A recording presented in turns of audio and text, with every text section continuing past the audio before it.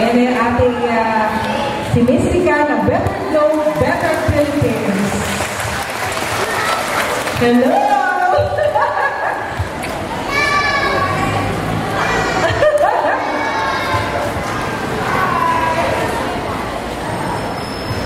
Oy, ano? Gutom na kayo? Alright. Okay, so, nandito po kami ngayon para ipamahagi po sa inyo ang aming ginagawa. May Mystica Charity Foundation po ako.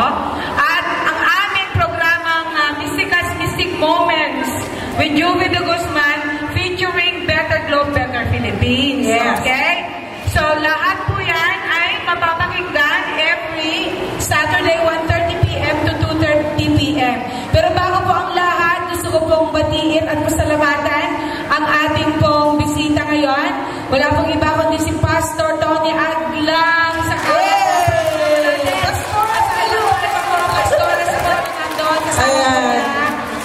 maraming salamat po. Thank you so much. Dito ba natin sila sa harap pa po eh? Oo, dito na. Pastor, dito po kayo. Basta na kayo. Pwede po ba? Ayaw palakpakan nyo ha. To Kapitan Miling P. Ramos. Palakpakan.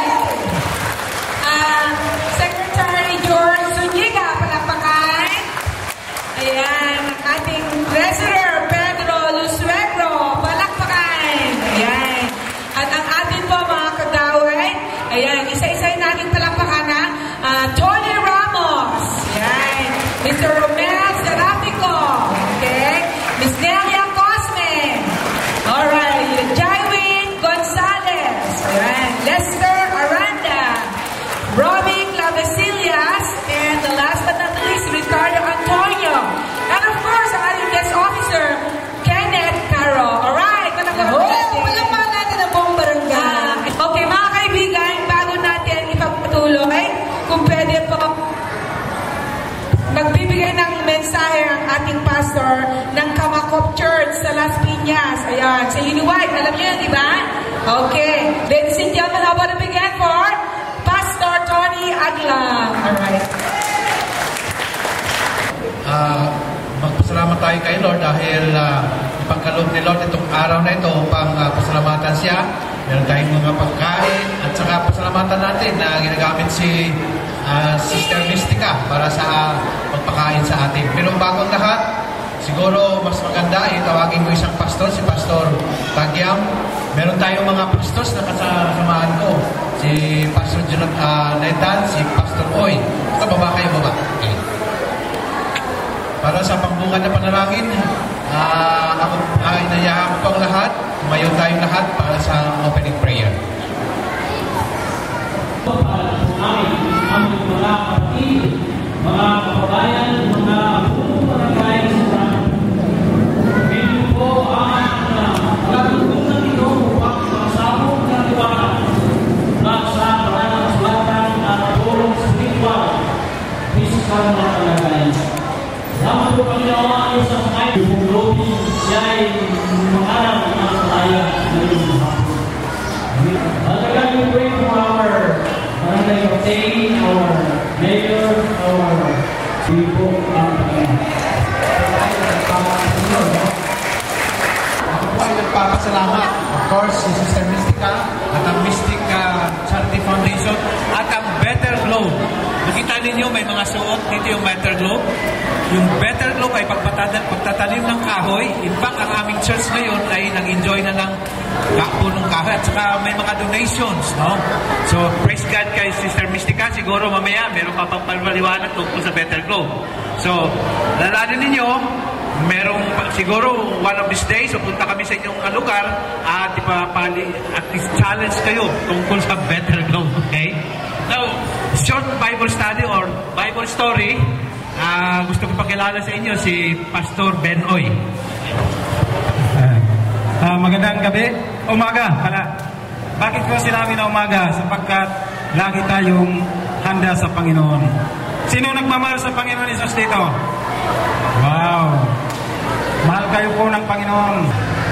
Pagkatapos ang buhay dito, may kabilang buhay pa tayo. Sino naniniwala na mayroon pang kabilang buhay? Taas ang kamay. Sapagkat ang ating parte ng ating katawan ay espiritu, kaluluwa, katawan. Ano? Kaya naniniwala tayo, ang titira sa langit, tatlong bagay lamang. Ang being, ang Diyos, ang Hel, at saka mga tao. Kaya mahal tayo ng Panginoon. Hindi masama magmahal sa mga material sa lupa, pero iiwanan lamang yan. Katulad ako, di ko pinagyayabang. Apo ako ng Chinese, more than 50 million nawala sa buhay ko. Kaya importante po ang mga testamento. No? Kapag mayroon po tayong kayamanan, katulad ng lupa, mayroon po tayong, ang tao kapag walang titulo, squatter. Ngunit kung mayroon siyang titulo ng lupa, hindi po siya squatter. Ano? Kaya importante po ang titulo. Kaya importante ang kasulatan na mabasa po natin. Maraming salamat. Pagpalaan po kayo ng Panginoon Hesus Kristo. Thank you po.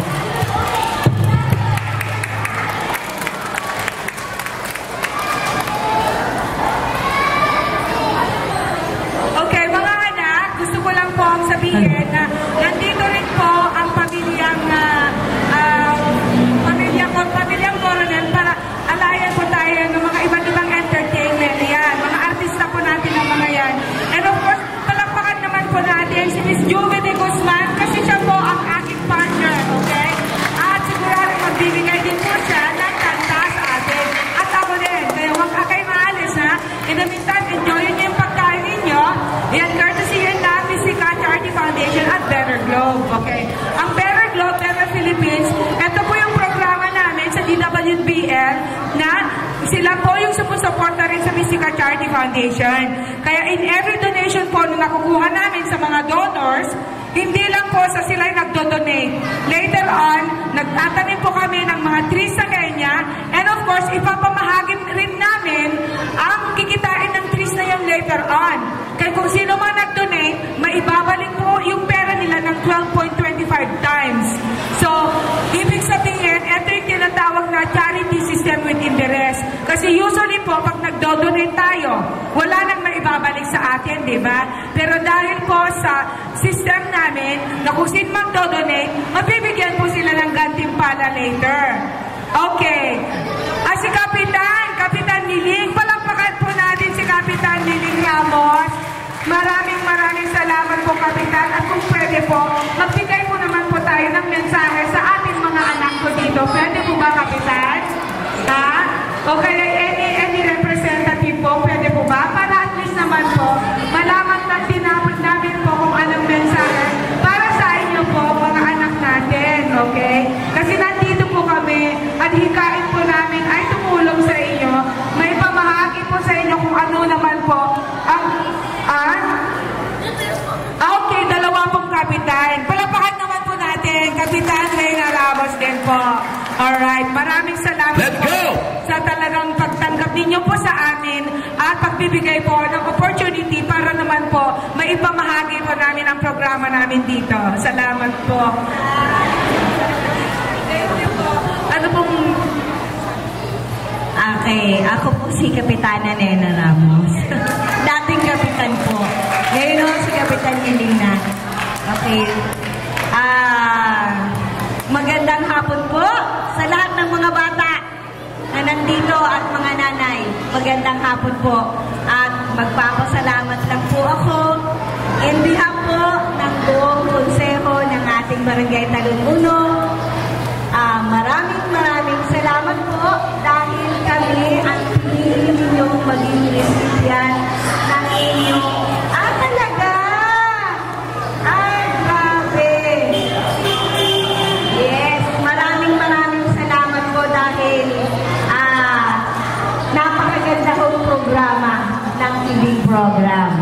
Programa din po natin yan sa ating barangay, sa ating mga daycare centers, meron po tayong feeding program, at din po sa ating barangay, mayroon po din tayong feeding talagang ginagawa sa ating mga kabataan. So, siguro po, sasabihin ko nga ho ay napakapalad po ang aming barangay at ang aming mga kabataan dahil kami ang pinili ninyo at nabunot at kauna-unahang tumanggap ng biyaya ito. Siguro, sa lahat po ng mga foundation o di kaya sa mga organisasyon na katulad ninyo na may social responsibilities, yun po yung tawag natin, na maipamahagi naman ninyo yung inyong kaunting biyaya. Dahil alam po naman natin na katulad ni Miss Mystica, mayaman po marami itong pera dahil artista to, di ba? Di ba? Yes! Kaya ho, pagka kasi ganon, pagka kayo ay mayaman ang puso, mayaman ang bulsa, pagka ipinahagi niyo po yan sa iba, lalo dun sa ating mga kabataan, o di kaya po dun sa ating mga less fortunate na mga mamamayan, ang Diyos po ang magbabalik niyan sa inyo. Hindi ho ninyo kailangan hintayin sa kanila yung balik, pero babalik po yan sa inyo ng sobra-sobra.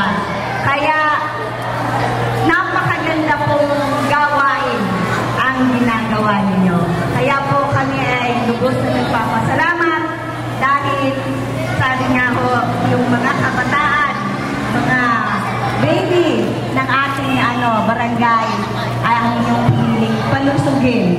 Kasi po, sabi nga po, umpisahan natin sa ating kabataan ng pagpapalusog sa kanila para pag lumaki sila, isa silang matagumpay at mabuting mamamayan ng ating bansang Pilipinas. Kaya po, sa iyo, Miss Mystica at sa iyong grupo, maraming salamat po sa inyong lahat dahil kami ay iyong binigyan. Kaya po, maraming salamat po at magandang hapon po sa inyong lahat. Alright, walang anuman po, Kapitana. Thank you so much. And of course, kung sino-sino po kanina yung mga na-mention po, maraming salamat po talaga.